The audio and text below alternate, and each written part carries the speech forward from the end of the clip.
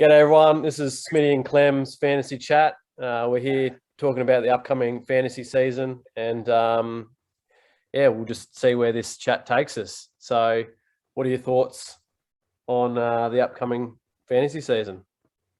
Yeah, well, it'll be a bit off the cuff, bit ad lib, I think, this first episode. That's sort of how we like it, fast and loose. But I don't know. I thought there's not a whole lot to talk about in terms of NBA and sort of the off season. The dust has settled on free agency, but yeah, we are heading a bit up. It's creeping up. The start of the sort of NBA season and fantasy.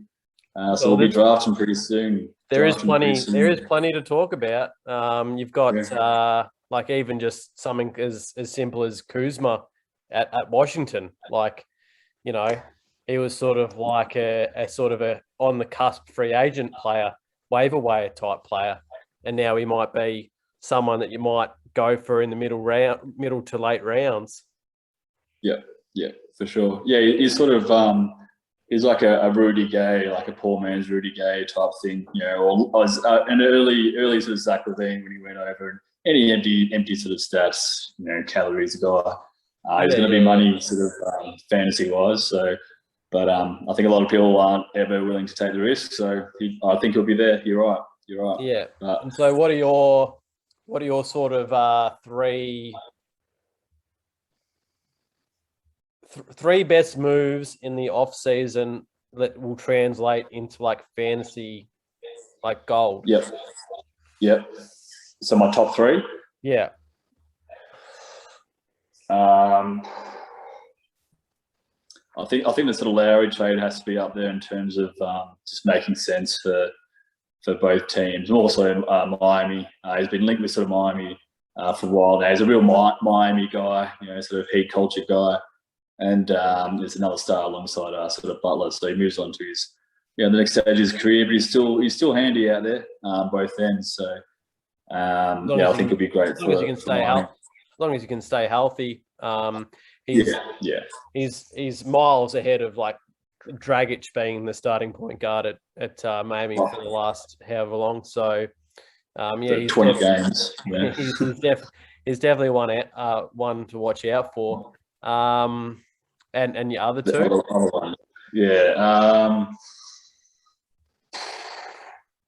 I mean, obviously the Westbrook trade, it's just for sheer shock value, and but in terms of like fantasy value, do you think like Westbrook's going to have the same?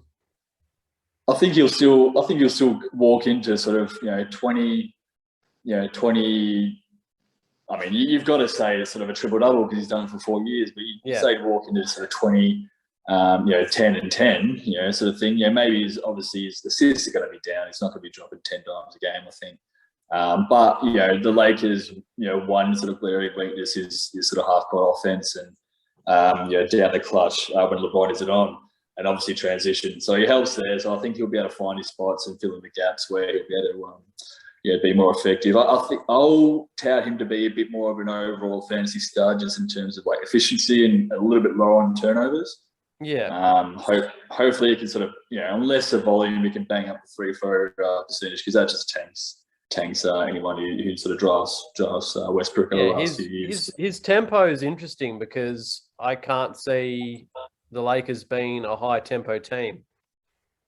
No, it's kind of yin and yang, and it's sort of like they're going to have to stagger minutes a fair bit, which is fine.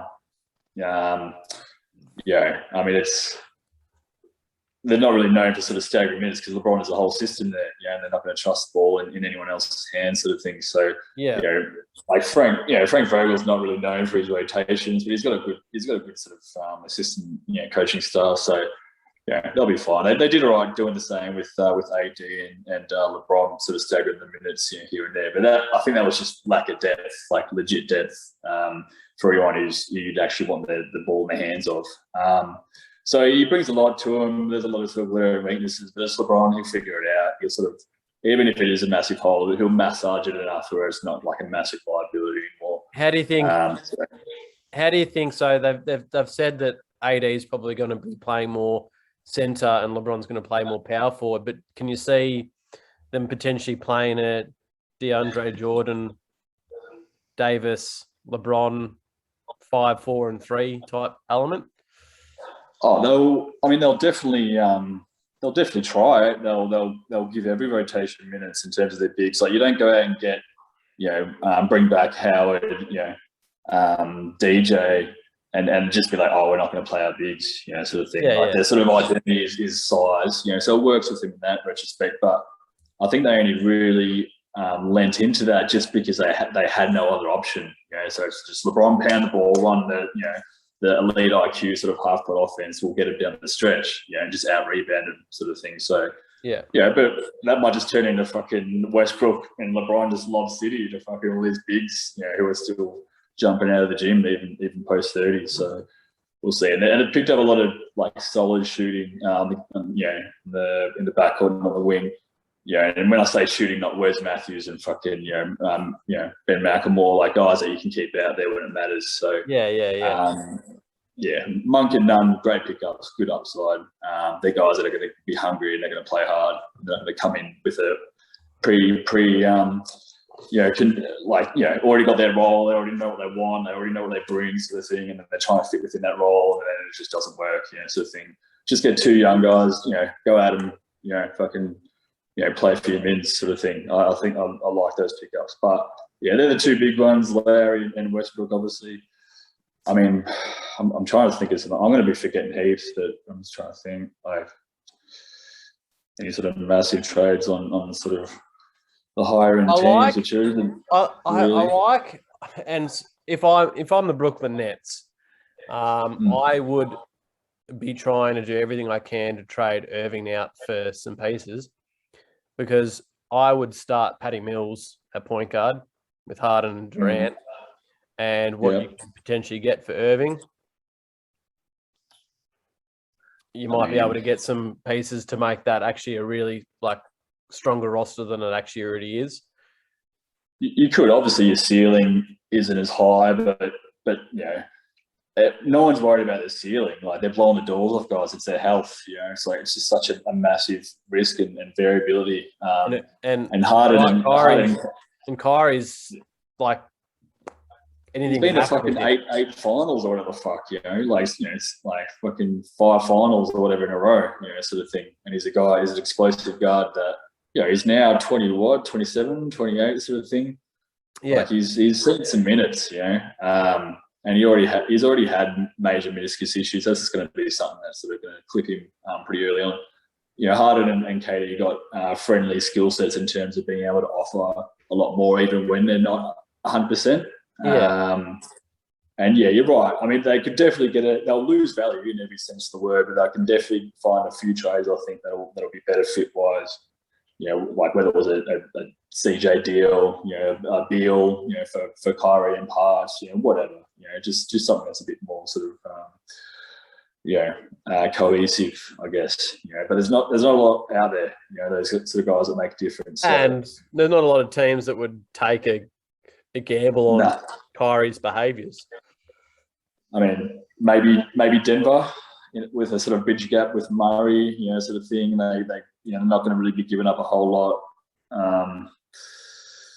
I mean, I don't really know what you're going to be giving up if it's not going to be Michael Porter Jr. I don't think they do that, sort of thing. So, you're right. You go down the list, and there's just really, not a lot of teams that are sort of going to be out there. I mean, there's a lot of teams that would love to have him, but not at the cost of what it's going to, take, sort of thing. Clippers. Maybe I'd also look at maybe. I don't think. To be honest, what's John Wall on these days, salary wise? 44 million. For how many years? For this coming year, it's like 43, 44, and then it's 46, 47, and the player option's 52 or something stupid. But him and Houston are already trying to leverage a sort of mutual agreement to get somewhere. If they were tired, like if Brooklyn were tired of Kyrie's bullshit, a straight swap wouldn't be too bad of a deal. I know Kyrie's got more value than Wall, but I don't know. Wall might just be a better fit, I think, with Harden and Durant. Like they don't, Harden and KD. I mean, they, if it makes sense, of course you do it. If you're not giving up, $1.20 on the dollar, you get Wall. It's just like he looked good last year. He didn't show anything where I was like, oh, here we go. Like he's gonna fucking sit for another 5 games, and then they're gonna just shut him down. But you're just picking up another sort of guard that's gonna have to be managed, I guess. And there is talk though that they're going to go down. They might go down the path of Irving for Simmons. What else is Philly putting up? Because even though I don't think the values are that far apart, just perceived value alone, and just how the Sixers have handled that whole situation, like it's going to be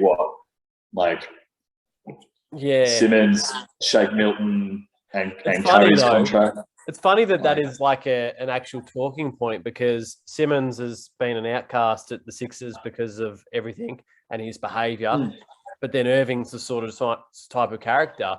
Now, Irving and Embiid would work really well together. But if he doesn't have the mindset that he's going to come in there and it's going to work, well, he might get there and decide that he doesn't want to play.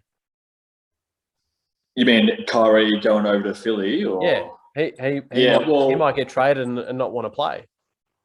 Yeah, and sort of I can see how Embiid's sort of alpha tendencies could be pretty clashing with a lot of people. Like, is that joking kind of like, oh, he's joking, is he not, sort of thing. Oh, no, but I'm an alpha. No, but I'm cool and easy, but get the fuck off my side, sort of thing. I'll go, spill a few beans to the media, sort of thing, and just watch the chaos. Kyrie's going to come in. Like, Kyrie's not coming, to be a second fiddle again, sort of thing. He'll say all the right things. Oh, it's a beach team. It's no one's team. Blah blah blah. But in terms of like fit wise, it's a great fit, and he's not going to come out and sulk. He's going to play the game the right way. So all the off court shit, you can love him or hate him, but when he comes on the court, he's not sulking or fucking. I'll fucking walk one back for that. Or I'm not, whatever. I'll pass up the open shot. He's a killer. So yeah. It's just keeping him on the fucking court.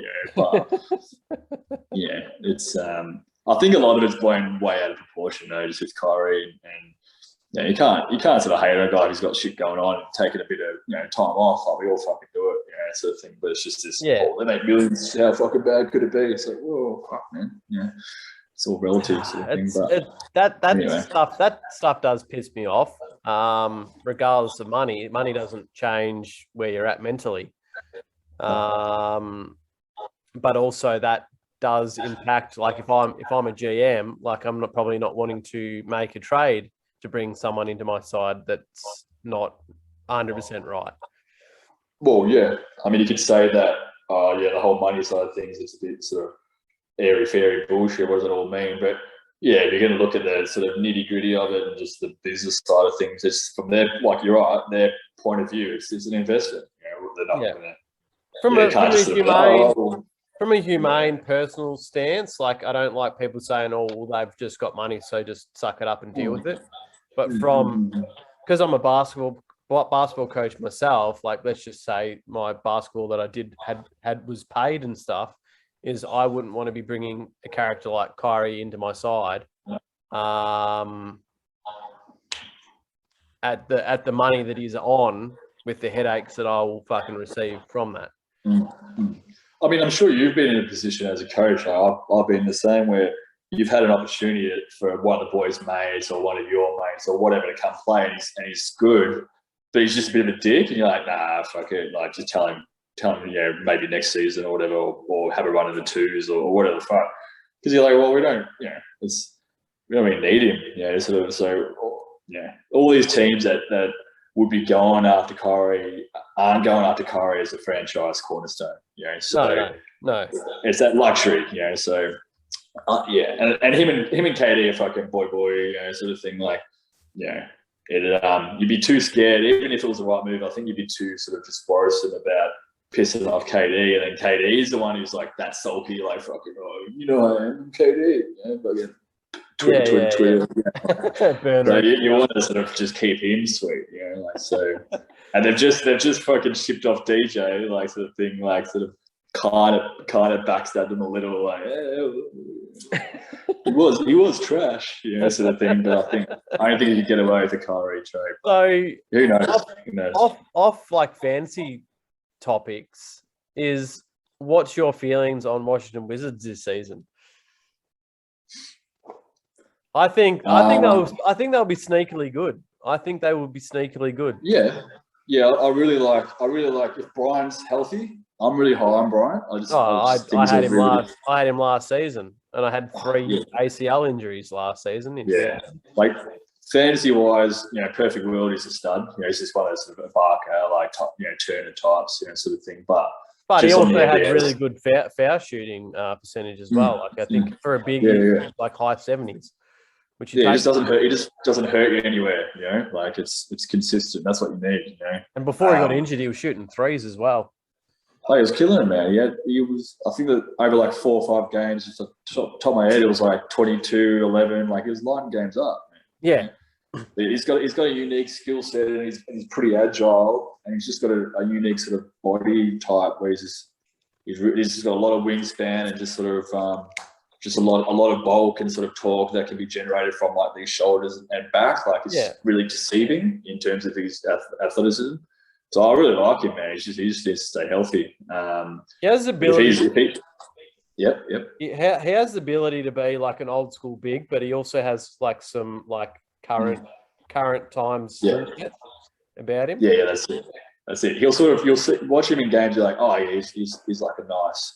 So, poor man's Aiton, sort of thing, that type of guy, and pull out to mid range, like, cool. He makes smart decisions, and then he'll just be handling on one random play on a give off, and then he'll just sort of, sidestep into a three. You're like, corner three. You're like, oh fuck, and then if they close out on him, he's actually got like a couple dribbles that's decent enough to fucking finish over something. You're like, there's something there, and like it's.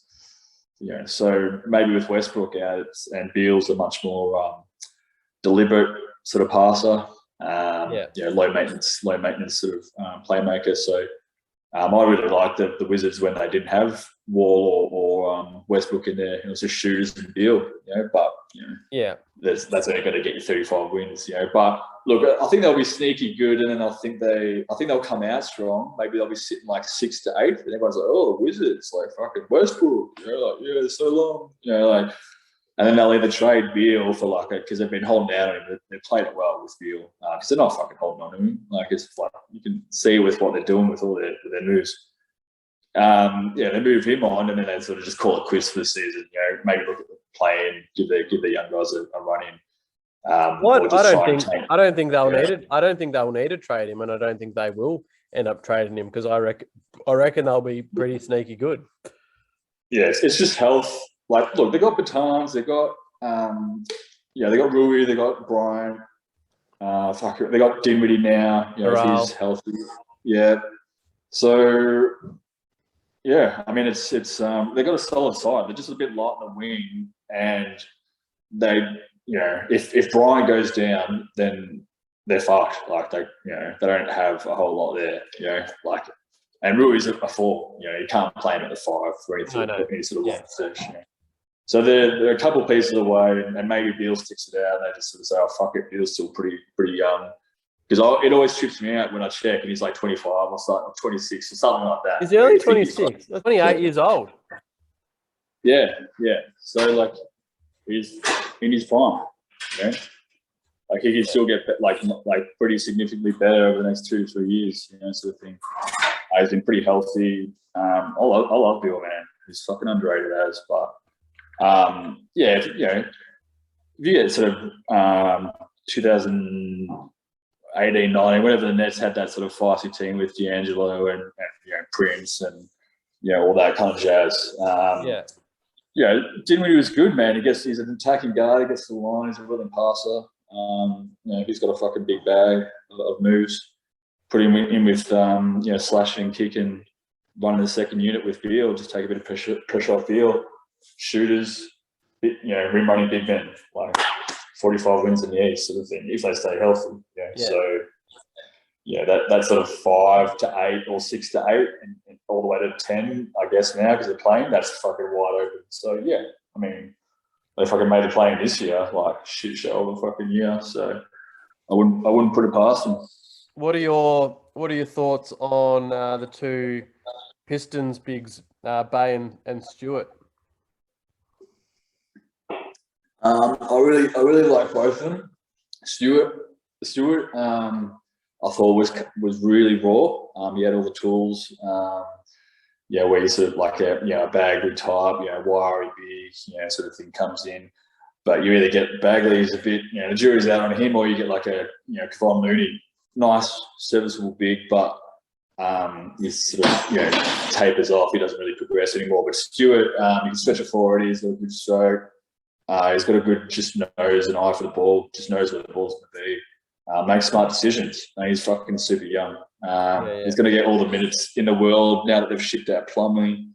And Bay, I think is just one of those sort of typical, wing players that sort of is going to be considered a bit of a steal. I'll put him in the same sort of upside category as a poor man's Jaylen Brown, like your Hunter, your Reddy, like that kind of versatile. I had him for a while in fantasy, and there was some stats. Yeah. There was some stats where I was probably holding him for a lot longer than I needed to because he'd give me something and I'd almost be like enticed, or like I fantasized about him being that forever. And then I'd drop him and someone else would pick him up and get like a good week out of him and then drop him again. I know. Just pass around like a cheap whore, sort of thing. No, I'm pretty sure I banged on Bay a couple of times. Stewart too. Just a cheap source of sort of points, rebounds, and like your cheeky steal or block, Yeah. And a couple of threes, and they sort of, and they at least are just good enough not to just shoot you out of the game, like they're not. Not so much Stewart because he's a rim runner, but Bay, he wasn't just out there jacking rubbish. I really like his game. He's really strong, really big at that position, like just deceivingly strong, and nice stroke, like just pure stroke, and can just go both sides. I think he's got sky's the limit for him. So hopefully they just invest in him, which I think they will over in Detroit. They don't have much else. So. No, and what do you think about Jock Landale as a fantasy player at the Spurs? A boy. I think because Jock, from memory, I think went undrafted like in 2019 or something like that. Playing Europe, played back in NBL, and I was always pretty high on him as well. I didn't really see. I think he just may have copped a little bit of the sort of classic unathletic white guy. When he's playing, like he's not that good of a shot. Slow release. A bit slow footed. But he's just fucking like, elite IQ, man. Just fucking plays hard, knows how to use his body. Like he might be, a tweener sort of thing, but he'll be fucking drop stepping around anyone. 80% of the league down the post and taking any other, 4 or 5 man off the perimeter sort of thing for a cheeky backdoor. Whatever. I think having Pop as a coach, he'll do really well. Yeah. I couldn't have picked a better team for him to go to. It's always the case with sort of, they're so cultured and so I guess welcoming. So the culture sort of you sort of be living and breathing that just walking in the door, I think. And Pop is just such a legend.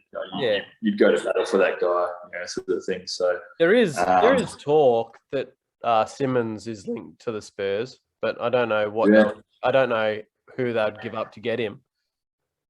I mean, it'd be one of those sort of, they'll do this back and forth of like, oh no, we couldn't possibly give Devin Vassell up. Like, fuck off. Like I like Vassell.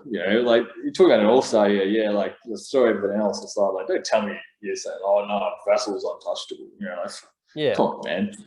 So it'll sort of probably end up being, it's just more so the salary. Like he's a max contract, and I mean, I'm trying to think. Spurs don't have like a big salary, do they? Like in terms of I mean they've just extended Derek White. He's on 12 to 13 million, so I think White would have to be involved. defensive 2-3 guy who can shoot and sort of play. So it'll probably be like,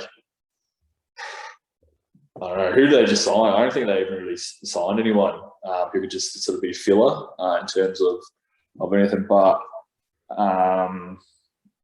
they'd have to probably make some sort of acquisition mid-year, or maybe acquire from another team, because I think they do have fuckloads of cap space. They might even be able to take Simmons pretty much all in cap space. If they said Derek White, Devin Vassell, I don't know, like whatever. Deontay Murray, Zach Collins. So it was like White, Murray, and Vassell, and like a first round pick or something. Like, even that's, I think, over. It's like Philly be laughing if they got something like that. But if it was like a bullshit conditional pick, Murray and Vassell, and like another fucking first that turns into a second, whatever. Maybe Lonnie Walker as a throw-in. Like, you think, I don't know. Depends how long this gets sort of dragged out for, I guess. I had Lonnie Walker for a bit at the start of the season. He actually is not a bad player. I like him. Yeah, I like him. He's just really raw. He doesn't even know what he is, and he's sort of been buried for the last couple of years with sort of that all that depth that they have out the wing there. White, DeRozan, Vassell, Keldon Johnson, Lonnie Walker. Where did had Kyle Anderson there? Where did DeRozan go this season? The Bulls. Oh, that's right. Yeah. Signed. Oh, that's right. So Spurs got Thad Young, who's like making 12 to 13 million on an expiring, and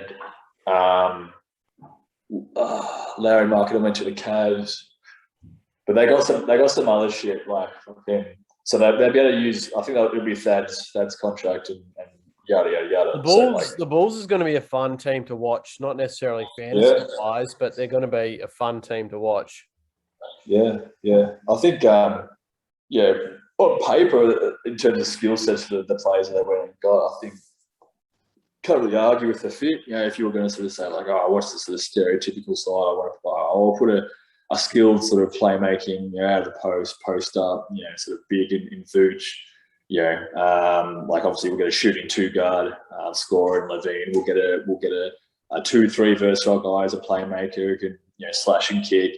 And we'll get a defensive genius, sort of just disher who can spot up, shoot, and just fill in the blank, sort of thing. That's pretty much like what you'd go for, sort of thing. And I don't really think that. I mean, I think it's a couple of years down the line, or maybe when he sort of re-ups. But Levine, I don't think they'd get rid of. It'd be silly to do that. So I don't think there's any sort of big moves available to them. This is it. This is them all in, sort of thing. Unless maybe next season they shake things up and move Vooch if it doesn't go to plan. But they're going to be exciting. A lot of playmaking, a lot of shooting, fast pace. A lot of guys with a chip on their shoulder. So, and Levine's he's underrated now, man. He's copped a lot of shit, but he's a fucking. He was really good last season. I mean, fantasy wise. In all aspects, sort of thing. Like it's, the only sort of iffy thing across sort of both platforms, fantasy and NBA, just he turned it over a lot. He just shouldn't have the ball in his hands. His assist numbers were sort of around about the low 4 sort of thing, 4.5, but he was turning it over like 3.8. One of the highest turnover guys in the league. So with DeRozan in there, I think he'll take a bit of a hit with his numbers, but he was already shooting crazy efficiency numbers this year. So I wouldn't be surprised if his guard's coming in, 50, 40, 90 sort of thing, and just being an absolute gun for them. So we'll see. Maybe he can play some defense now, and we'll see how things go. But I like the Bulls. I've got a question for you. Is there a team, so like a team where you're not wanting to draft players from that particular team? Because I've got one. Okay, you go. I'll think of one. You do. You go. Cavs. That's probably who I would have gone as well. Why? Because I've got like 500 bigs, and like you're not going to draft any of them because they're all going to like chop into each other's minutes. like how high are you going to go on Larry Marketing, you know, with his possible potential ceiling being like he was when he came in the league, if the sort of positions open up for him and Love, you know, gets moved on, yeah, he could be an 18-7. Not even about Love. Not even So, about Love. Let's look at their roster here for a second. Well, with the logjam there, but I just think until they deal Love, it's just going to be like this cloud that hangs over him, you know, sort of thing. And it's like, oh, is he playing or is he not? You know, we'll just fuck around and shit, you know, because you wouldn't expect them to be, you know, winning games consistently. So I just don't see a clear path at all, unless Lowry just comes out and smashes it, you know. But hit me with their roster depth. I might be missing a few players, and I might be sounding silly. They got Jarrett Allen, Loads. Taco Fall, yeah, Larry Markkinen, yeah, and they just drafted Mo. Yeah, so they've just got a whole heap of they drafted Evan Mobley, as you just said. They've got Dean Wade, who's their other big. Kevin Love. They've also got a centre called Kemanjali.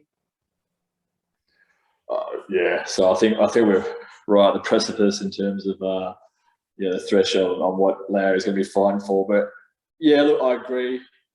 Obviously, if Love's out there even if they just run him out for a half and then just fucking bench him, you know, sort of thing, just to make it look like he's trying. They're going to run a lot of small stuff. They got the bigs for it. You know, they got that sort of tandem. All the small stuff. What are they going to do? Like play 5 bigs?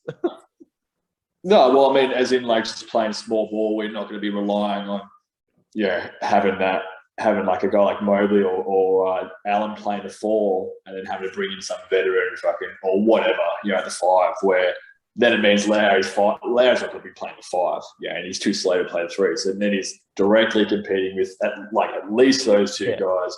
Whereas if they're running, they're young, they're athletic, like they're going to get behind the whole running down because they're going to suck. So you're going to have Garland, Sexton, Okoro, like they're going to be trying to just run some at least entertaining fucking basketball. Put some what I will say about Cleveland from a basketball coaching standpoint, and like obviously when I'm coaching, I look at 5-6 weeks out from a new season. I'm looking at about trying to get new players in or trying to find fits or whatever. Is that if Cavaliers could only get the best players available and they all happen to be bigs, you make those decisions because not from a fantasy standpoint, but just in a general standpoint, is that if you end up getting 4 good bigs,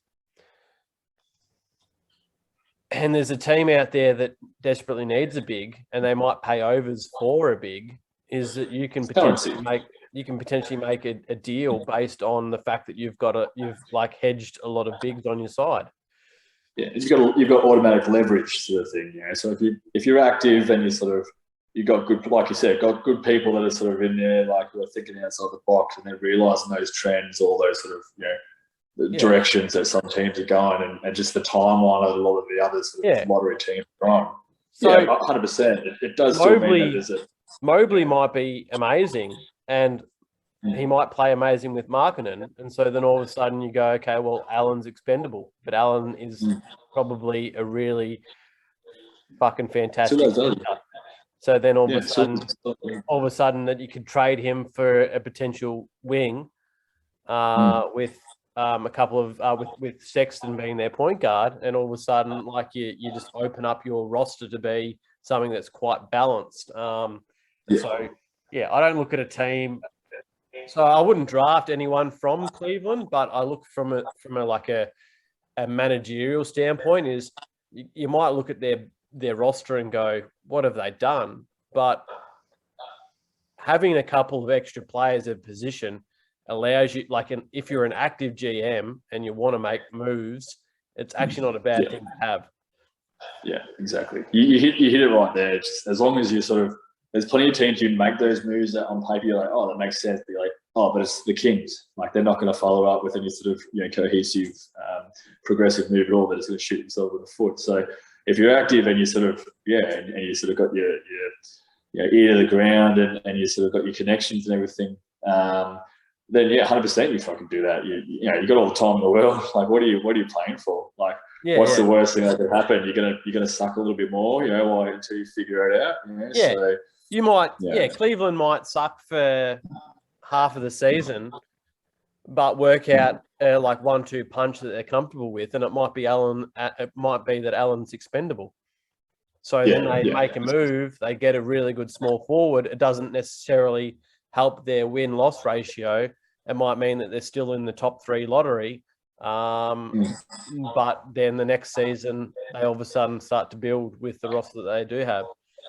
Yeah, it just takes one move to sort of clear it up, and then all of a sudden they get a couple pieces in, or they sort of add another team in. You're like, oh, I see what they're fucking doing there. Like it looks clear. It all sort of clicks in, sort of thing. Yeah, which I don't know if Cleveland is that type of organization at this current point in time, but like if I was managing a team and I made those moves where the best available were like 3 bigs, you definitely make those signings, knowing full well you can make future moves later down the track.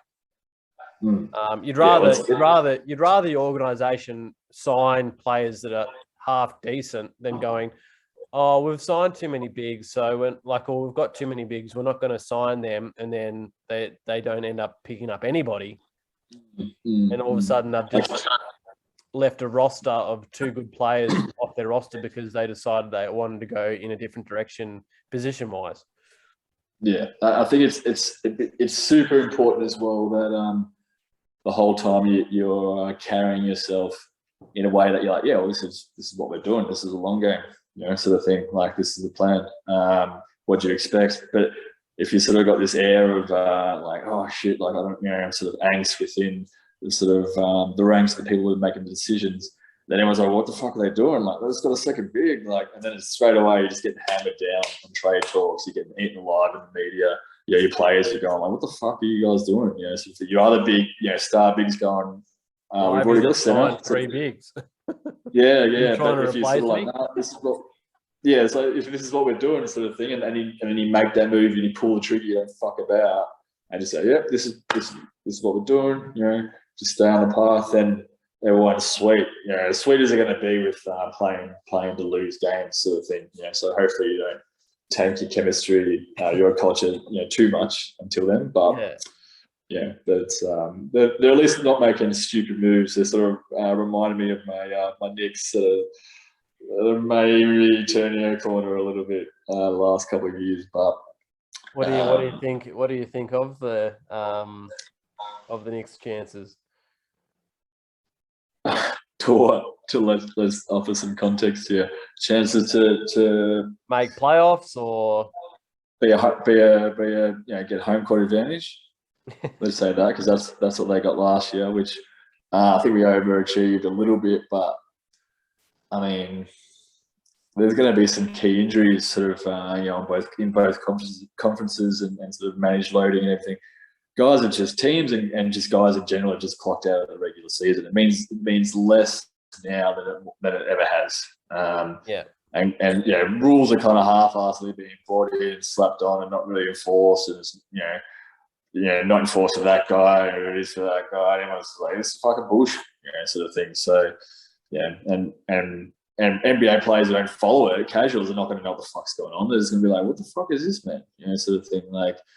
And then, they jump on Twitter and lose their mind. But so I think the Knicks, because who are you going to put in as your early top 4 or at least top 3 in the East? Because I mean, you got to have Bucks, Sixers. Or no, I don't think Sixers. I think they're a bit of a rabble. Yeah, I think regular season though, it really depends if this whole thing just tanks them with Simmons, or they might just have him sit and then just say, oh, don't worry about the fines. He just does an Iggy at Memphis last year, or whatever, or the year before, whatever.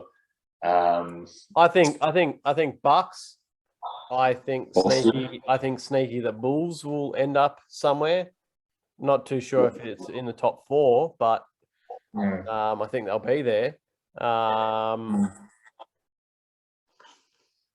mean, you got Boston. You got Hawks. Yeah, it's tough, isn't it? It is tough. You got Miami. I think Miami might be up there, regular season team. If I do as well, but yeah, like Boston could be anything, and also Atlanta could be anything. I think Bulls are sort of in that conversation as well.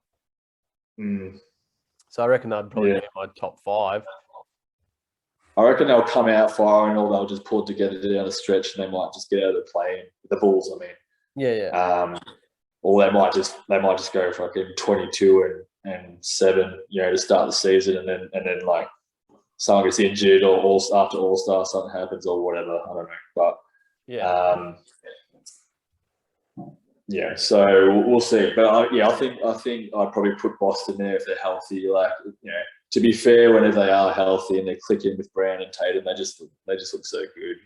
Yeah. The unknown is obviously with Brad Stevens stepping away and sort of taking up president role, and then they got that new coach coming in. It's pretty much going to be Brad Stevens coaching anyway. So nothing might change.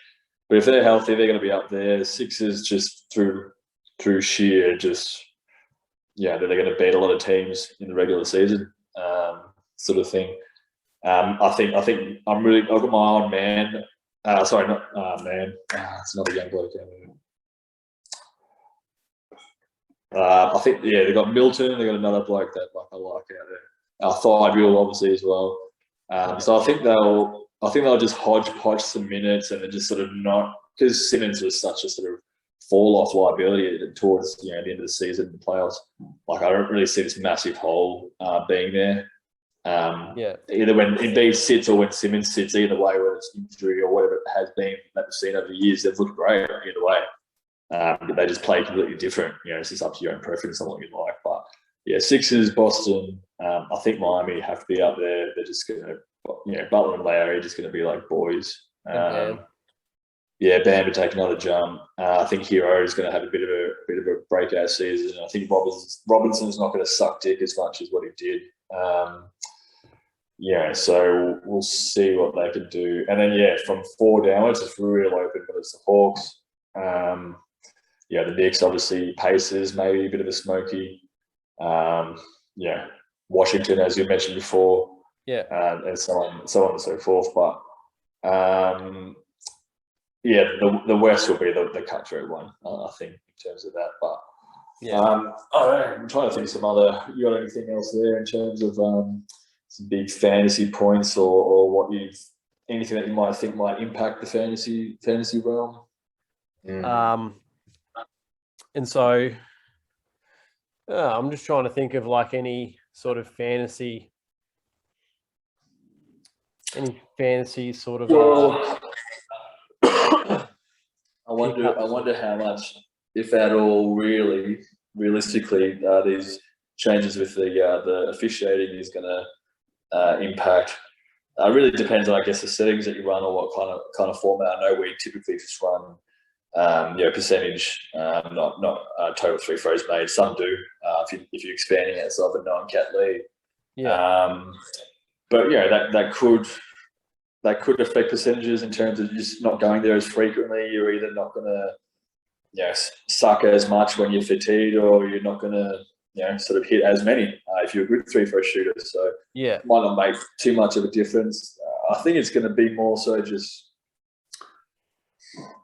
I think a really sort of sneaky wrinkle in all this, whether it's fantasy, NBA, across everything, is just how crazy like the buyout situation is with players the last sort of 12 months to 2 years. Like this has never happened, with guys that are just jumping ship and able to just leverage and teams, and also the teams decide it's in their best interest just to cut their losses and just fucking forget about it and not not sort of be hemorrhaging money, or just move on to the next and just be able to sell a product to because it's like they don't want to lose eyes, like they don't want to be caught in this limbo where guys like, fuck this, man, we've been stuck in it for ages, sort of thing. So maybe it's just the world we live in, short attention span, bam, bam, bam, we want it now. 24-hour news sort of thing, headlines, clickbait bullshit. So they're just pandering to I guess the culture in a way. But I think that'll affect a lot of things. More so, just if you pick up a guy and he's giving you good outage, and then he gets fucking just bought out, for $70 million or something ridiculous, and then he just what we're talking about there. I think I was going to just say before you left is that what do you think about Graham? He was good 2 seasons ago, and then last season he was trash. Yeah, I think he. I think just sheerly through, I guess the factor of just sheer volume. He was given a sort of responsibility because there was really no one else with Kemba sitting, and there's sort of any sort of pastoral guard or playmaking that anyone brought to the table. Like Graham was pretty much the lion's share of it. So he put up good numbers. He was really bad efficiency wise, but you live with it. You live with the 36% from the field because he's giving you 4.5 threes and 7 assists and everything. So I think they're a little bit inflated. I do like him. I think over New Orleans is going to he's going to have a bit more pressure taken off him. There's not going to be as much of a rush, and there's not a big pressure for him to be this player that he probably isn't, or at least yet. So I like Graham in terms of fantasy. You probably, what round would you take him in? If you could get him in like the 5th or 6th round, maybe even that's a little bit high. I think that's a bit high. Yeah, if you could get him in the 7th, 8th sort of round, and if you weren't, if you'd done well to sort of fill the gaps, and you were like, I'm going to take a punt now, he would be a guy you could take a punt on, like the 7 to 9th round or later if he's still there. But I think he's one of those guys that there's always going to be some dickhead, out of 12 guys who just reaches on him just because he wants to be that guy. Yeah. It's tough. It's tough with someone like that as well. Is that like we might reach on him, but it also depends on your strategy. Yeah. If you got someone who's if you got a team where you're tanking field goal, well then maybe you do get him at the 8th round. I wouldn't really be looking at him anywhere between the last 3 rounds. That's just me. I wouldn't be surprised if he isn't sort of around that sort of range, 11 or later. He might be one of those guys that the dude sort of reaches on, whether it's the best idea or not. Because he is going to be fighting for it over there with Zion, and Ingram and everything. Yeah. So, but he could give you 16, 3 and 4 off the bench and be a little bit better sort of efficiency wise, and that's solid. That's solid 6-man sort of numbers. But with our league, with who's in it that currently, is who do you think is going to be the big mover, and who do you think is going to be the big dropper? Just in terms of overall standings? Yeah. Like take injuries out of things, luck out of things, moves, that sort of stuff. Like I feel like the good managers that do well are people that are always active, making free agent pickups. That's pretty much all of it. I mean, everyone in that league, there's a couple of guys who maybe this is their 2nd or 3rd sort of season, but you sort of get the swing of it. If you know the game well enough, a couple of seasons in, you've got it, the 85% of it, sort of the basics of it. And like you said, it's just being active, sort of thing. Just utilising all the tools available to squeeze. It's a numbers game, sort of thing. I have more numbers than you. So if I can do anything to boost my chance of upping the numbers, then obviously you do it, And people might sort of think like, use because I personally I'll use all 4 of my, if I don't use all my ads in a week, like it's because all my guys are killing it, or because I'm just fucking sucking, there's no point, sort of thing. But I use all my ads every week, and I purposely sort of leave, at least 1 or 2 spots that I can sort of like wheel and deal with. Like I sort of, my strategy, but also, my hope that I know enough to draft well enough to sort of afford me that luxury, is something that's part of my sort of strategy, underrated part of my strategy. Being able to sort of on the fly, nullify certain matchups and certain sort of bad matchups, GM to GM. You can nullify that if you can, if you're able to sort of be active and notice trends in certain categories. And they might not, you might be like, oh, they should be a lot better than that.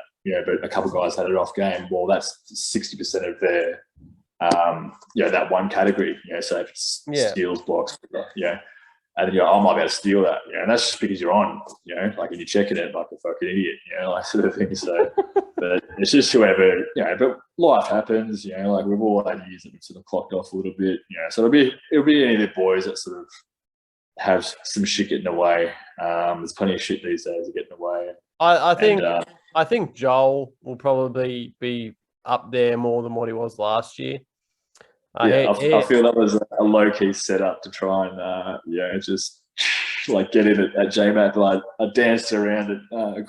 No, like I think he'll actually. I think it'd be better. He had a really shocking draft last season, and even in the draft, like he was making picks that he didn't want to pick, and he just was put in positions where he had to like just make decisions and. He was ready. Yeah. I think that he'll be better this season. Myself, I had the best draft I've ever had, I think, ever in any fantasy draft. I tend to agree in my experience. And what was amazing about it is I actually went in with no research. And like, I reckon with my previous years is I've gone in with a strategy and I'll draft some players and then I'll go away from that strategy. I'll pick some more players that are good. And then I'll pick some more players that are good, but like none of them mesh with a particular strategy. Yeah. And so like sometimes you knee deep in it and you don't realize that you sort of fucked yourself until like a couple picks in and you're like, no, why did I pick that guy? I've just fucked that. Fuck turnovers. What am I doing? And all of a sudden, like I'm like a 5-4 team. But all of a sudden, like, unless things are perfect with your roster and who you're facing, like 5-4s aren't going to cut it. And that's why I made those 3 moves. And like those trades were perfect until they resulted in injuries. So it's, at least that's something that you can sort of chalk it up to. Like, everyone knows their team better than the next bloke. But we're quite sort of open and close in terms of what we're doing across the fantasy landscape in all facets. So I knew sort of how you felt about your team, and I agree with you all year in terms of being a strong draft, and I wasn't taking the piss. So it was just unfortunate, sort of thing. Those years happened, but at least it's not through 100% just lack of just you drop the ball sort of thing, or what did I have in there? I had Bryant do his ACL. I had Fultz do his ACL.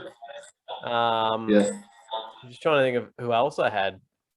I had Bogdanovic that I had to drop. Did you have Mo? Bogdanovic was in my Fultz trade, so I traded. Who did I trade? I traded someone. I traded someone who was an absolute pig. That was shouldn't have been it. Huh? What didn't you trade Wiggins to me or something? I didn't have Wiggins. No, I would never draft Wiggins. He's just points and that's it. Oh, no, that's right. I drafted Wiggins and he trashed me on it, and then he ended up being a top 60 player, and I'll never let you forget it. It's easy, I know what you mean. There's one other guy that was. Did you have D'Angelo Russell? Yeah, you had a guy who just went down. D'Lo. That's right. Yeah, that's right. It was D'Lo for Bogdanovic and Fultz. and Yeah. I got that, and within like 2 days, Fultz did his ACL, and Bogdanovic had a bruised knee and was out for like, what was it, 6 to 8 Oh, weeks? yeah, 6 weeks. You just got to drop him. You hang on to him for 2 weeks, and you're like, what am I doing? Yeah, like Yeah. these guys are. And to be honest, like knowing that was what happened, I still would probably make that trade again because D'Lo was a pig. Yeah. Like he's shooting. Like goes back to sort of the whole like shooting 30%. His turnovers were high. He wasn't doing much else. Yeah. It did make sense. Yeah. I mean, it goes back to sort of you saying when you see those flaws quite blatantly, you know, even when you're drafting, and you're like, oh, there's just so many guys that are just clashing, and you see it play out. You know, if you unluckily manage to run that same team out or something similar to start the season, you see go up in certain categories, and then just one guy plays, and then bang. Yeah, I saw D'Lo where I was, and like that's a steal, and so I grabbed him with no thought of like what it would do to my team. And then obviously, in the first 2 matchups, it's just like this guy is ruining my side. Like ruining my side. Turnovers and field goals. You know, I think I lost the first. I think I lost the first matchup 5-4, and without him, maybe I win at 6-3. And then the second matchup, I shut the bed and like came up against someone. I think I came up against Rowe, who ended up winning the whole thing. And he beat me 7-2. And then that's when I made the changes, and I made the changes, and I was like, okay, I've reset my season. That's going to be really good. Like those moves are going to be fantastic. And all of a sudden, three ACLs and a couple of other people had to drop, and it was just like it was one of the most frustrating seasons because like I did everything that I should have done and I still didn't fucking get anywhere near it. Yeah, I mean but at least you can be frustrated, and that alone might sort of keep you up at night or haunt you. But at least it's not one of those things where you're like, I can't believe I gave that away. You know, I picked up that dude, and then this dude went off, and then I could have just kept that guy. Yeah, J-Mac just won, and it's like, yeah, freaking like. But something bad like that where it's I had a situation.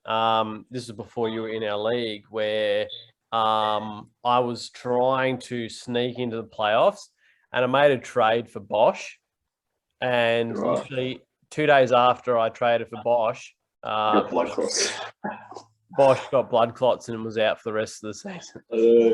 And you can't, any other situation, like even if it's a bad injury, you just hate on the guy. You're like, fucking hell, man. You're like, what are you doing? I was just like, can this like? It was like I was just jinxing every player that was like coming to my side. That SpongeBob meme. You're like, oh, I'm just gonna head out now. And like that was literally like that happened with a lot of players like that. I end up having a favorite player, and so my favorite player was Michael Redd, and then after that, after that, I said Derrick Rose was, and Derrick Rose did his ACL. So you're cursed. Yeah, and then after that, I think I picked someone else, and they also did the ACL. Yeah, it's one of those things where you don't know where. I mean, I haven't bothered to look into it in any sort of great depth, but yeah, it does seem injuries are on the rise in terms of frequency and just severity. But that's right. So after Derrick Rose, I think I decided that I'd go for that my favorite player. No, that's right. Derrick Rose. Then it was Brandon Roy. And then after Brandon Roy, it was Porzingis. Yeah, well, I mean, so last season I was nearly going to make a call that Giannis was, and I just didn't. I'm just like, I don't want to even go near that. You don't want to even mutter the words. Yes. I don't want to even think the word. I don't even want to think the words. Just you muttering just you thinking of those words. So they had him right at the point of it just being a complete, just fold of the knee. Yeah, but just enough to just flip it back and then yeah. Well, it's funny. I was thinking that Giannis is my favorite player, and then he hyperextended his fucking knee in the playoffs, and I'm like, oh shit. It looked bad, man. I was like, oh, well, Suns are winning. And yeah. And then he's playing 3 games later. Well, I saw it. I saw it, and I'm like, that is just a big hyperextension. But I didn't. Yeah. I didn't think it was an ACL, but I thought it was some significant damage where he was going to need some time off. But I just thought just soft tissue and swelling damage alone would have prevented him from sort of realistically going out there. Not so much that I thought, oh, that's a borderline career-ending injury type thing. But so talking about the Bucks, I think a sneaky late pick is Bobby Portis. Really? He was very efficient last year. One second. Good.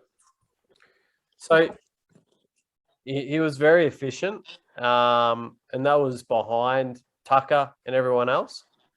I think this season coming into it, he'll be maybe a starter. It depends where they go with Lopez and how much they sort of taken the pedal off with him, I think. But I think the smart move with the Bucks is to go a bit smaller and see more minutes with Giannis now that he's got the size and the way that the game's going. I think they sort of got a bit of a taste in the finals and won the championship, with just small ball Giannis just at the center. I'm going to say, you can't run that for 82 games. I know, but I'm going to say that they probably need to move on from Lopez. They utilized him 2 seasons ago as that 3 guy and D guy, and it worked well. And he played really, really well in the championship series where he actually played more inside. But also, what's his age? What's his age? He's 30. I think he's 34, 35. I can't see him playing a full season inside as a bang and crash guy. So therefore, he's going to have to play more outside. And I don't know what contract he's on, but I'm fairly sure it's quite large. Whilst he's got value, I'd be trying to get rid of him. I think this year isn't expiring. He's got a player option next year. I think he got extended originally for 3 years. So this is his expiring year contract year, but he's on sort of the 11 to 12 range. I think from memory, he signed like a 3 for 38 deal or whatever the fuck. But it's going to be about that range. I think he's a good sort of trade filler in terms of a move that they could possibly make mid-season or sort of towards the deadline. But he's just, like you said, he was good 2 years ago. They utilised him, but he was averaging 2.2 blocks and he was shooting 43%, hitting 2.7 threes, sort of thing. How tall is Drew Holiday? Is he 6'3" or is he 6 flat? No, the Holiday is that sort of 6'2", 6'3" thing. That just plays a lot bigger. He wouldn't be taller than 6'4". Well, do you go Woods? And this is an interesting trade idea. Would you look to trade Lopez and DiVincenzo for Simmons?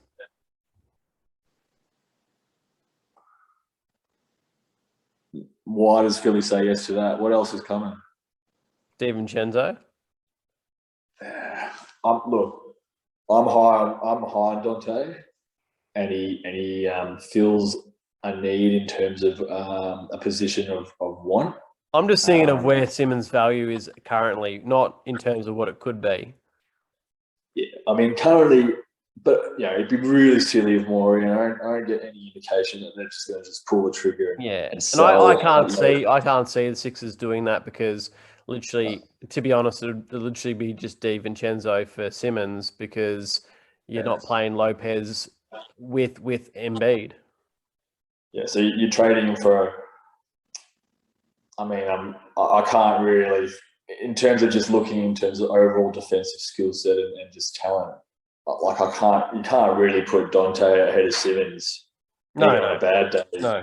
So you're essentially trading him for a guy that has a passable secondary or third, tertiary sort of playmaking role or handles, and is willing is a willing passer. He's sort of a little bit too small to be playing a 3, but he's got some good size and strength. I get it.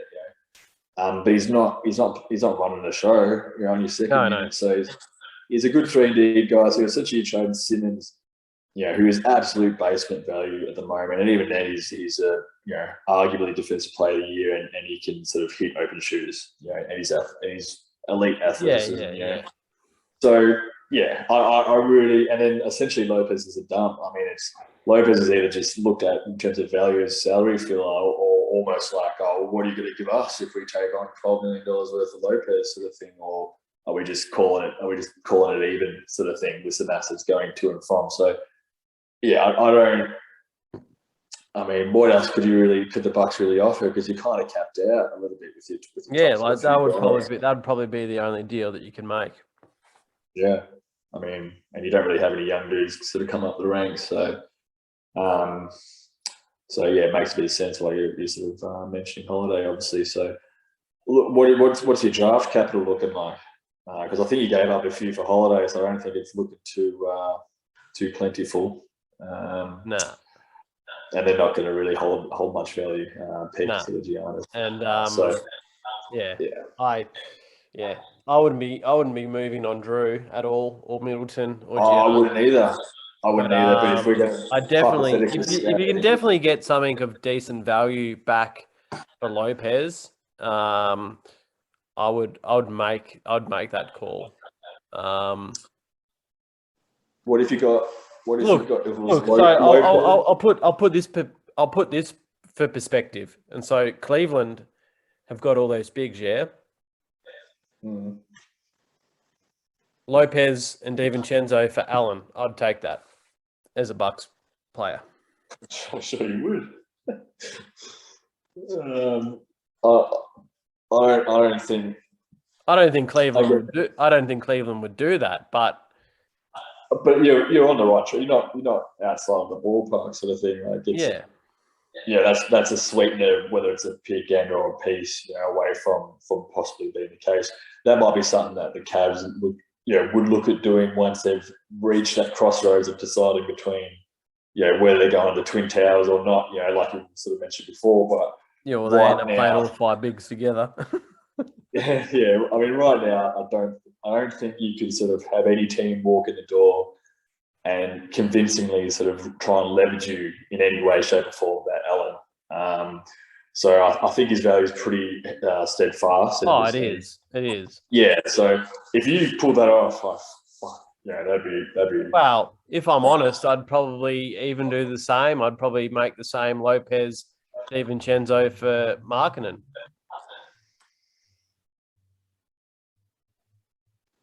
You've already got Porters. I mean, I'd do it. I would do it. Maybe. I mean, that is then a deal where I'm looking at Dante and going, I don't really want to give up Dante and what he brings. Yeah, and the Bucks aren't really. I mean, they kind of are. They're sort of not really in that sort of on that timeline or sort of a headspace. Be like, we need to be taking a swing at this. Hopefully we can take a risk and have it pay off. They're set in terms of their roster, and they're not looking for. And also, Lopez and all the rest of the boys have got great chemistry. So, unless you're going to hit a home run with a trade, you kind of maybe have to just look at it. But I see Lopez declining, maybe not this year, but also the next year. And if he's got a player option, he's going to take it. 2 years from now, you're not going to really be able to trade him at his player option. No. He'll, I think he'd be walking into this season just assuming that he's probably going to be either a salary filler in some sort of deal that's like a bit of a sideways move or a cost-cutting move, or just a straight-up dump where it's like, let's just wash our hands of this, clear up some room, maybe to take on some salary. Like if... you'd only make a deal like that as the Bucks if something like Beal came about. You were offering, Drew No. Yeah, and Wizards would never say it. You know what I mean? Like, you'd be offering And Bucks wouldn't do that because I'd like, because you take Beal. Don't mess with it. Who's the point guard? All of a sudden, you got to shift Giannis as the point guard. Why fix something that's not broken? You know what I mean? It's that, a lot of times you can sort of just overthink things, and whether it's NBA front office or us pretending like we are right there in terms of our skills as a GM. But I mean, if you're going right as the Bucks, you just wouldn't make the move. That kind of move, it's a sort of, we're at our end of our little window. Maybe we fell short. We felt we could have, we sort of kicked ourselves in the foot there. Yeah, I did find it weird that Tucker went to Miami. I mean, because I don't think he's going to get any more opportunity there. And he actually was like a crowd favorite. He was able to do what he needed to do. Yeah, but we just I guess touched off a guy who's almost a specialist in a way, and sort of fallen off in a lot of ways that are quite important, and he's targeted in a lot of situations, and sometimes labelled a borderline liability. Yeah, and you really sort of not doing yourself any favors if you're going to be rolling out significant minutes for a guy like Lopez and then Tucker. Tucker's the same. Used to be lights out, corner 3-point shooter. You leave him there, he'd kill you every single time. But he's lost a little bit of a step just laterally and explosiveness in terms of defense, but that's all there.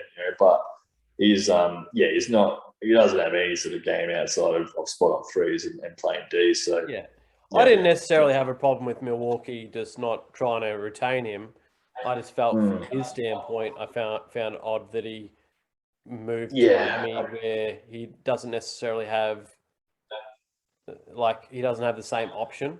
Because I think if he had stayed with Milwaukee, we probably still would have played him at the starting power forward position.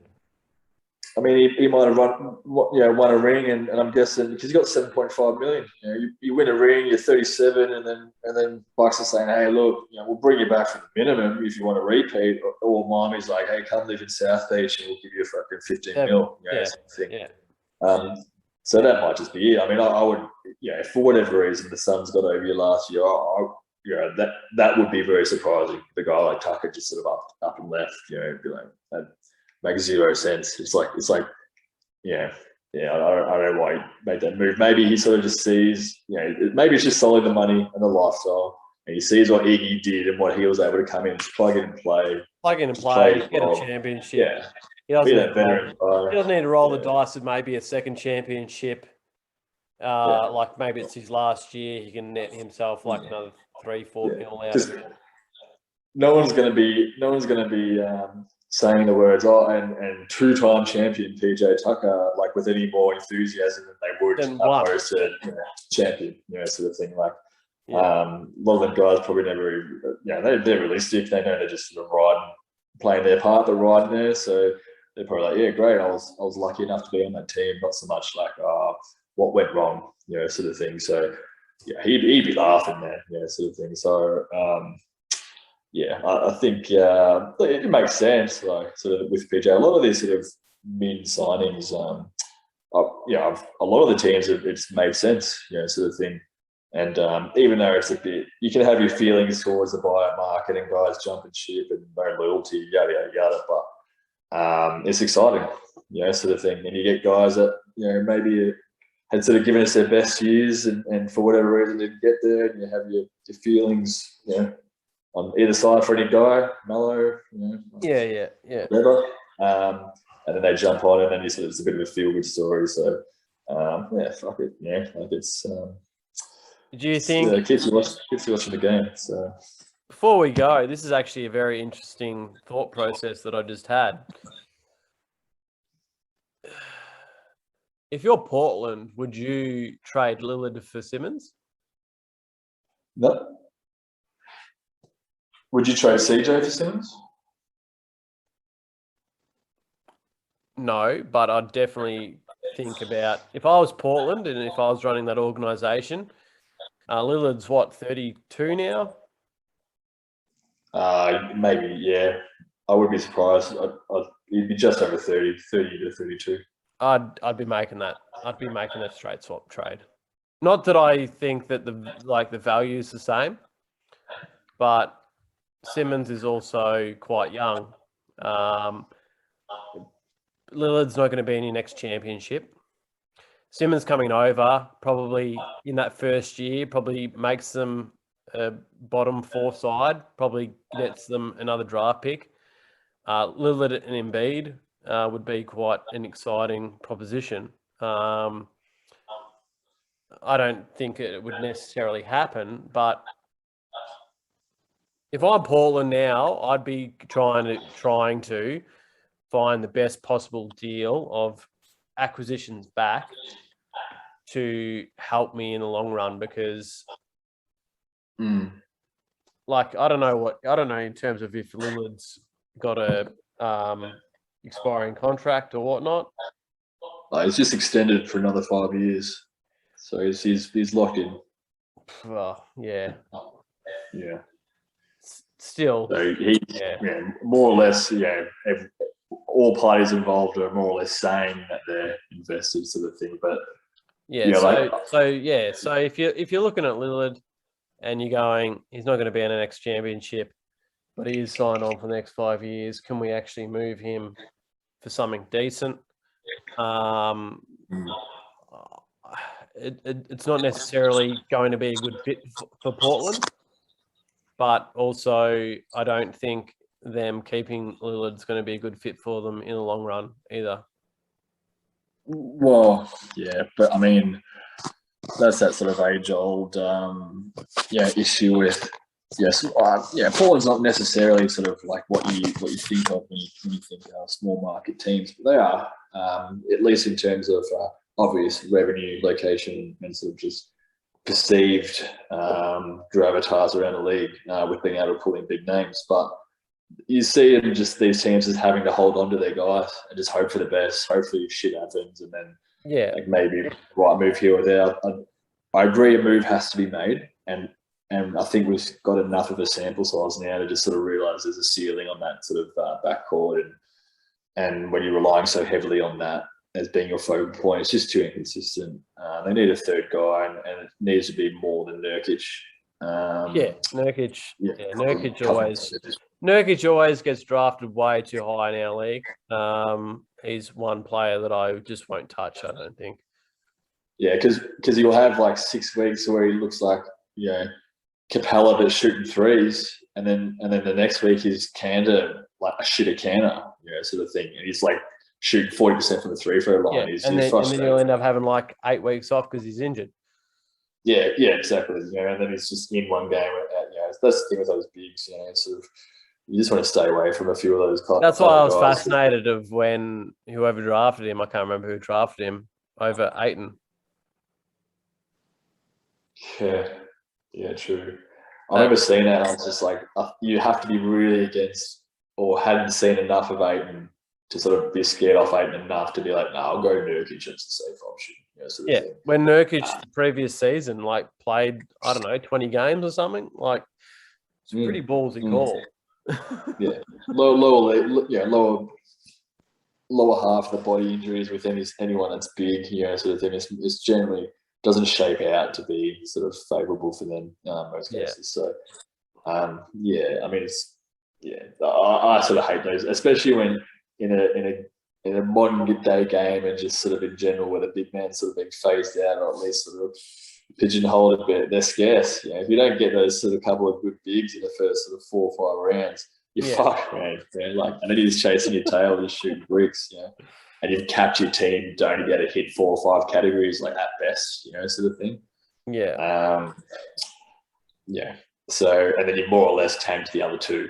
So that I think, if I had to make I'll come back with a more polished like top 10 rules or tips or something to that effect, like Clemens. I don't know, I'll workshop the name, but one would have to be just not getting too I guess distracted by the sort of the five cat sort of common categories. There's definitely some good swingmans in the league that can get you threes as well as rebounds and points and good field goals and good foul shooting as well as some steals.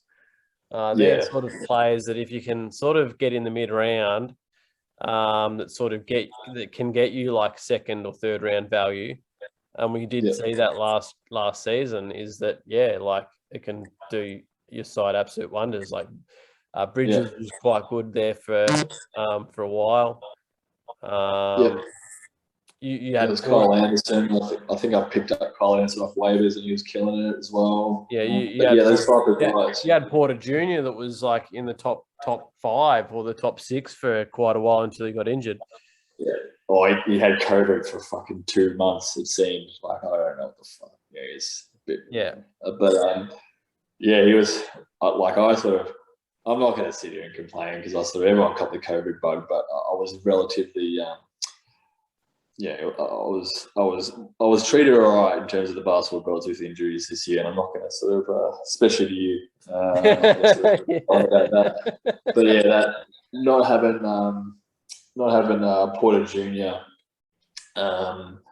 For massive stretches, like just with the absolute like elite fantasy output that he was putting in there, it was just a mass. And like you know how I build teams is quite finesse. I'm relying on a lot of things to go right for it to be really clicking. And if a few guys just come out real slow and then it's not producing what I anticipated them to produce, like I've gone from a 7-2 side to losing 4-5, like bust my ass to lose 4-5 every week. So him not being in there because he was my sort of wild card, semi-reach type thing. Like I went a little high on him, but I was pretty confident, and then I was looking pretty smitten, and then fucking and then obviously I'm in so many leagues. I might be getting mucked up, but I'm pretty sure I had Pascal, and he went down with the shoulder issues, just had surgery, so he was on and off.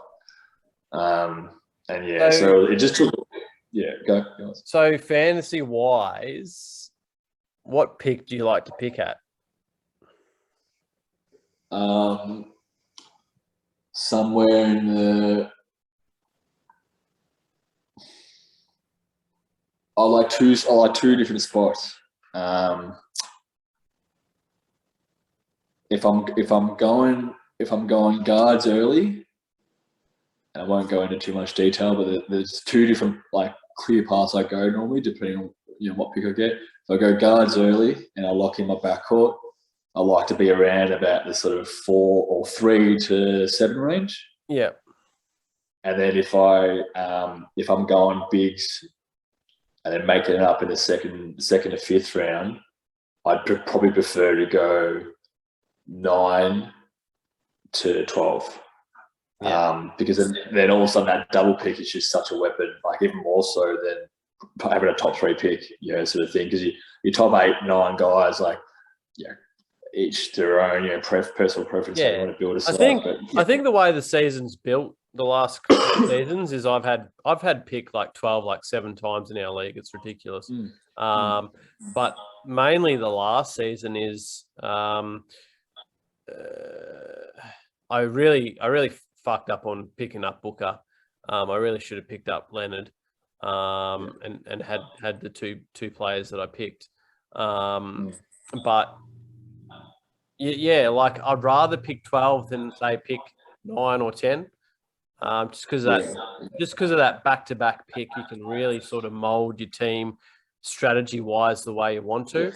If you have pick 10 and you have a strategy, but you've got 2 picks either side on each round, you can kind of get fucked over. And because you've got a late pick, well, then that kind of impacts things. So my favourite pick is either pick 4 to pick 6 or pick 12. Yeah. I can be on board with that.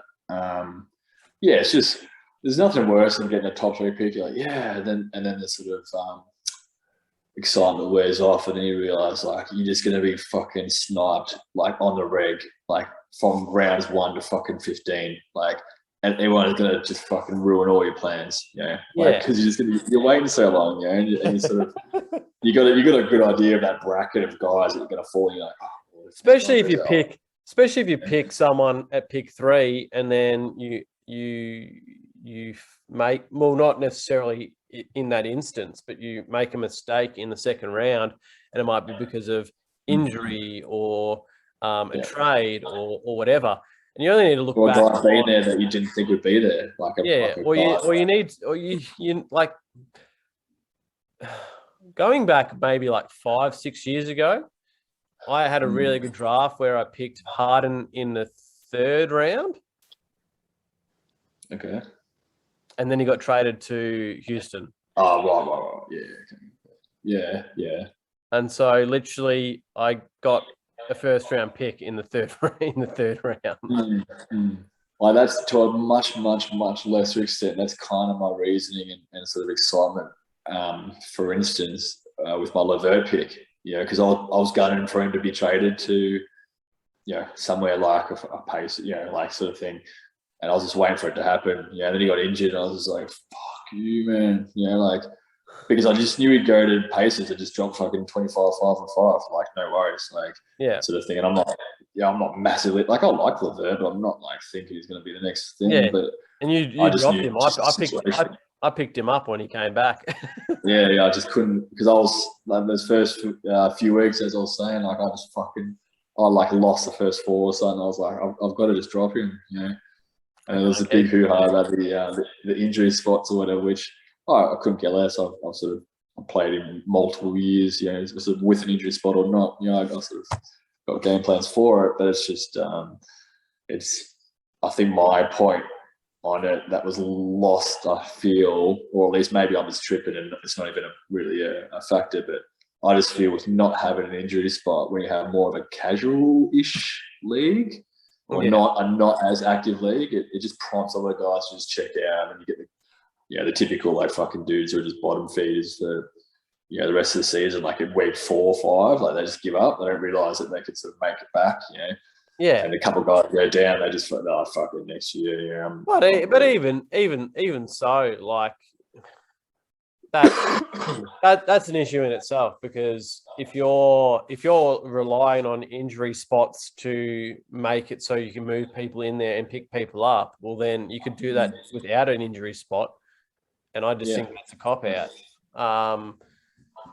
Like, to be honest, I think of all the seasons where I've had issues, and like I look back and go, if I had an injury spot, things would have been so much easier and better.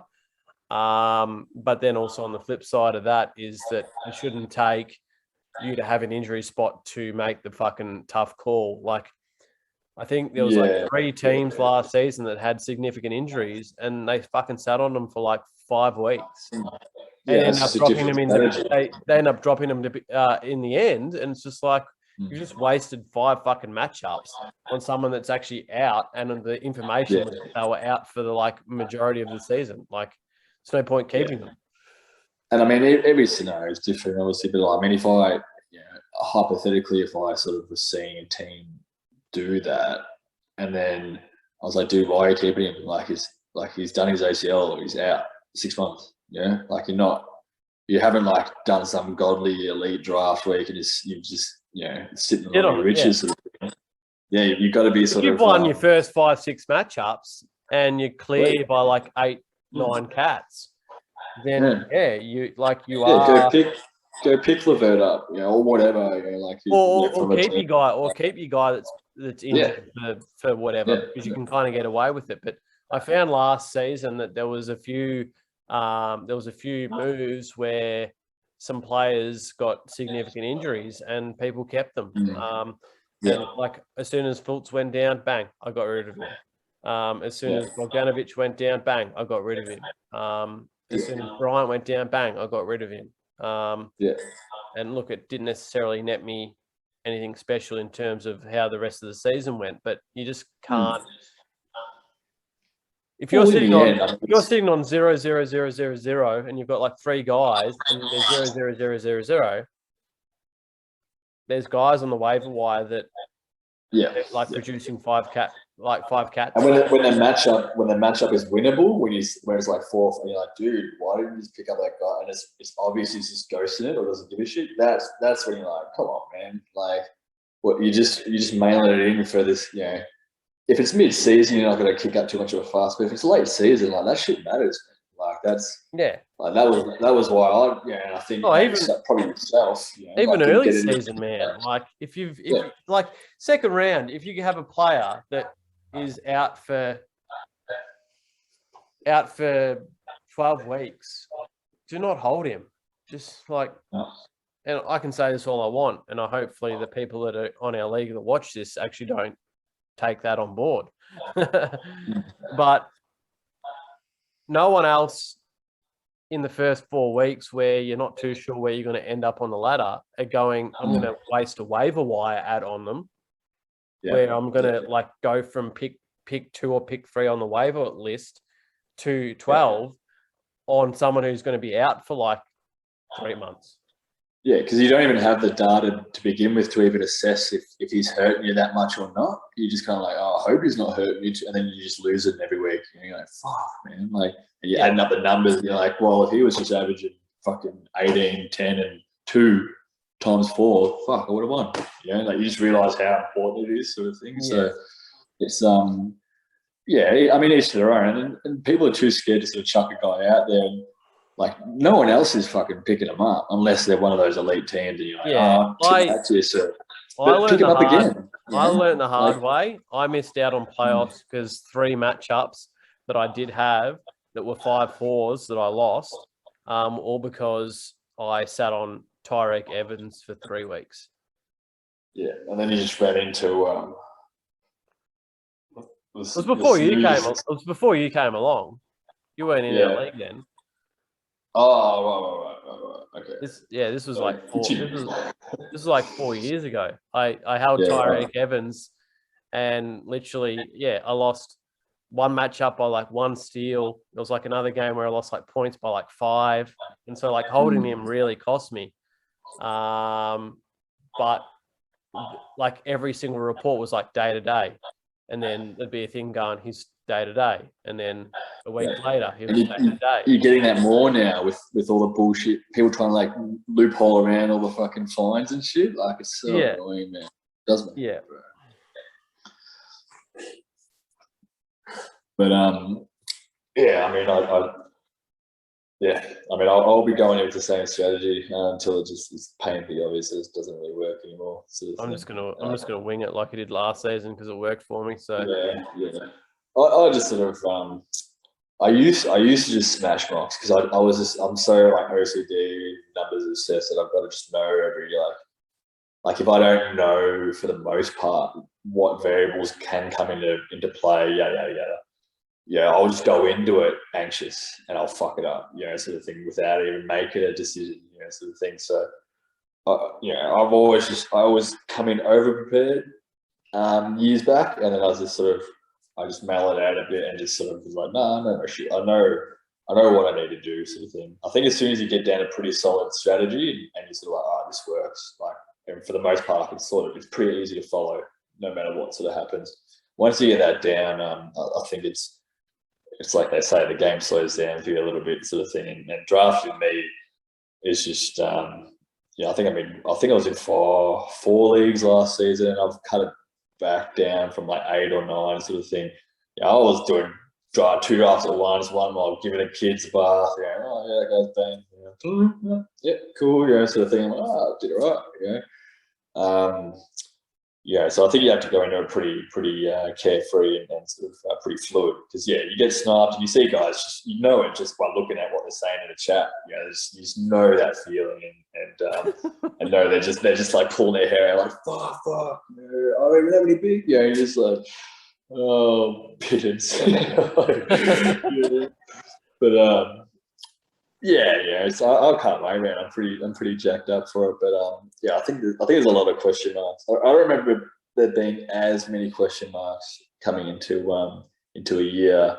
More so just because there's been a lot of movement just on the second, third tier in terms of players, and I think there's going to be a pretty long list of guys that could very realistically come in and just provide that 3 to 7 production, when normally they probably would be get picked up sort of later rounds in previous years. So and there's going to be a lot of reach and a lot of guys gambling, and it's not going to be as obvious when I think teams have done well in the draft. So yeah, just like another year, it'll be have its own challenges. I think. I just hope with the schedule and everything coming back to normal a little bit, we just don't get bent over as much as what we did this year with COVID and all that kind of bullshit. Yeah. Yeah, hopefully they got their processes down and everything's a bit more sort of running a bit more smoothly. Yeah, and teams are able to sort of maneuver around a bit better, because that was trash, man. I almost just sort of unplugged, from last season or a few other leagues. I was just like, like you can't do nothing about it. It's like last minute. It stings when they get your last minute when it's game time, and then they're like, "Oh, rest." You're like, "Dude, I could have just added a guy like an hour ago." Now I'm gonna sit here and watch myself just get fucked up. Yeah. Like when I'm needed free throws to just steal this win. Sort of thing. Yeah. So it was a pain. Or even just benching guys. Then also like Leo gets sat. You could have just had fucking whatever, Landry shammered him, and just got over the line with threes alone. It's like, fuck you, man. So last year was pretty frustrating, because it's the first year in a long time, and I felt like, I don't really know what I'm doing. I'm just kind of rolling the dice here, sort of thing. So yeah, we'll see. Excited.